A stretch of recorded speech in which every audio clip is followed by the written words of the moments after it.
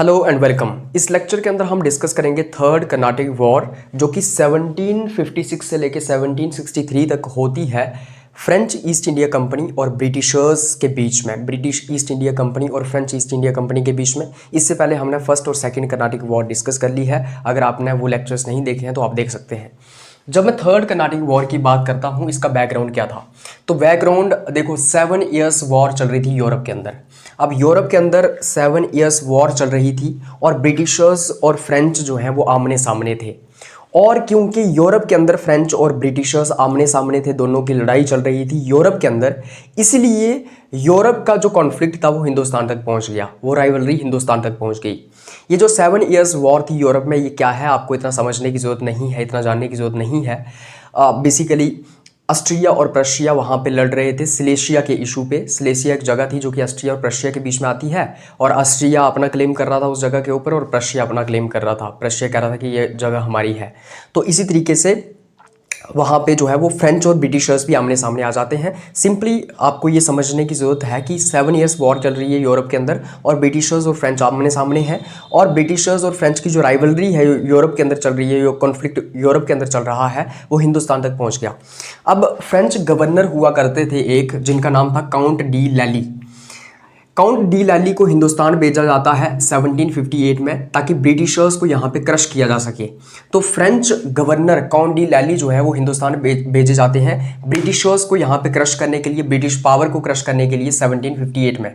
वहीं दूसरी ओर ब्रिटिशर्स जो थे, ब्रिटिशर्स के एक सर आयर कुटे नाम से जो है वो एक कमांडर हुआ करते थे, वो भी उतना ही इक्वली डिटरमाइंड थे कि वो भी फ्रेंच इन्फ्लुएंस को हिंदुस्तान के अंदर ख़त्म करना चाहते थे।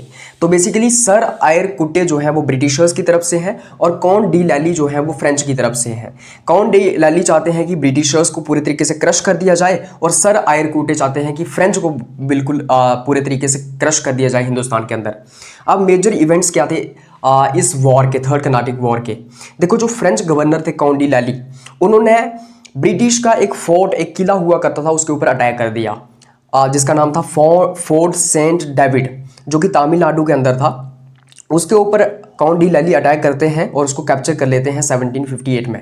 तो basically French governor count D लैली ने 1758 में ब्रिटिशर्स के एक फोर्ट के ऊपर अटैक कर दिया, जिस फोर्ट का नाम था फोर्ट सेंट डेविड, जो कि तमिलनाडु के अंदर था, और उसको कैप्चर भी कर लिया। अब ब्रिटिशर्स का तुमने फोर्ट कैप्चर कर लिया, उसके ऊपर अटैक कर दिया तुमने, तो क्या ब्रिटिशर्स चुप रहेंगे? नहीं।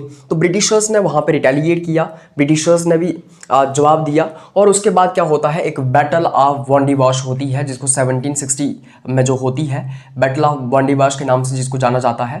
इस बैटल ऑफ वांडीवाश में ब्रिटिशर्स और फ्रेंच आपस में लड़ते हैं। ब्रिटिशर्स की तरफ से सर आयर कुटे थे और फ्रेंच की तरफ से काउंट डी लैली थे, और जिसमें ब्रिटिशर्स जीत जाते हैं, मतलब कि सर आयर कुटे जो है वो जीत जाते हैं। French loss control over Chengalpattu, Arcot and Pondicherry. अब फ्रेंच जो थे, फ्रेंच की जो इम्पॉर्टेंट सेंटर होते थे जैसे चेंगलपट्टू, एरकॉट और पौंडीचेरी, जो फ्रेंच के कंट्रोल में हुआ करती थी ये अलग अलग जगहें, इसके ऊपर वो अपना कंट्रोल खो देते हैं और ब्रिटिशर्स के कंट्रोल में चले जाते हैं चेंगलपट्टू, एरकॉट और पौंडीचेरी। इवन कि 1761 में जो है वो पौंडीचेरी को कैप्चर किया गया था ब्रिटिशर्स के द्वारा, और पौंडीचेरी जो फ्रेंच थे उनका बड़ा इंपॉर्टेंट सेंटर था। तो आपका जो पौंडीचेरी इतना इंपॉर्टेंट सेंटर है, उसको ही कैप्चर कर लिया गया, किसके द्वारा? ब्रिटिशर्स के द्वारा। अब ये वॉर एंड कैसे होती है? फिर एक ट्रीटी ऑफ पेरिस होती है 1763 में, जो कि यूरोप के अंदर ही होती है ये ट्रीटी। इस ट्रीटी के तहत ये कहा गया कि फ्रेंच जो है उन्होंने पौंडीचेरी, कराईकाल, माहे और चंदन नगर, ये जो जगहें फ्रेंच की जगहें उन्होंने कैप्चर करके रखी हुई थी, वो उनको वापस दे दी, लेकिन सिर्फ और सिर्फ ट्रेडिंग पर्पस के लिए। मतलब अब आप सिर्फ इन जगहों पे ट्रेड कर सकते हो। तो बेसिकली फ्रेंच को पौंडीचेरी, कराईकाल, माहे और चंदन नगर वापस मिल गया, जिसके ऊपर ब्रिटिशर्स ने जो इनको कैप्चर कर लिया था, इन जगहों को, ये फ्रेंच को वापस दे दिए गए, लेकिन ओनली फॉर ट्रेडिंग पर्पस, कि यहाँ पे सिर्फ और सिर्फ आप ट्रेड ही कर सकते हो। आप यहाँ पे टाउन्स को फोर्टिफाई नहीं कर सकते हो, आप यहाँ पे किले नहीं बना सकते हो, और ना ही आप ट्रूप्स को मेंटेन कर सकते हो, ना ही आप आर्मी वगैरह रख सकते हो। तो फ्रेंच को ये कहा गया कि आप ना ही फोर्टिफाई कर सकते हो टाउन्स को, और ना ही आप ट्रूप्स को मेंटेन कर सकते हो, आप सिर्फ और सिर्फ आप ट्रेड कर सकते हो।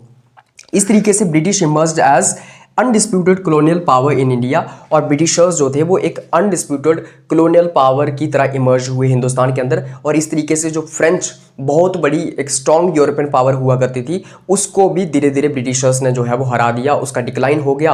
अब ये सिर्फ ट्रेड कर सकते हैं, टाउन्स को फोर्टिफाई नहीं कर सकते हैं, ट्रूप्स मेंटेन नहीं कर सकते हैं, मिलिट्री नहीं रख सकते हैं, आर्मी नहीं रख सकते हैं, तो अब क्या ही मतलब फ़ायदा रह गया है।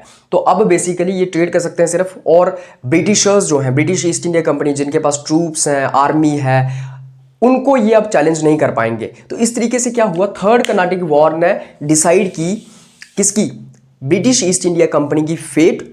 और थर्ड कर्नाटिक वॉर के बाद ये तय हो गया कि अब हिंदुस्तान के अंदर सिर्फ और सिर्फ ब्रिटिश ईस्ट इंडिया कंपनी ही एक डोमिनेटेड फोर्स रहेगी, और बाकी जो यूरोपियन पावर्स थी वो अब जो है वो ख़त्म हो गई। मतलब जो फ्रेंच लास्ट में बचे हुए थे उनका भी खात्मा हो गया, और इस तरीके से ब्रिटिश ईस्ट इंडिया कंपनी का अब रास्ता साफ हो गया।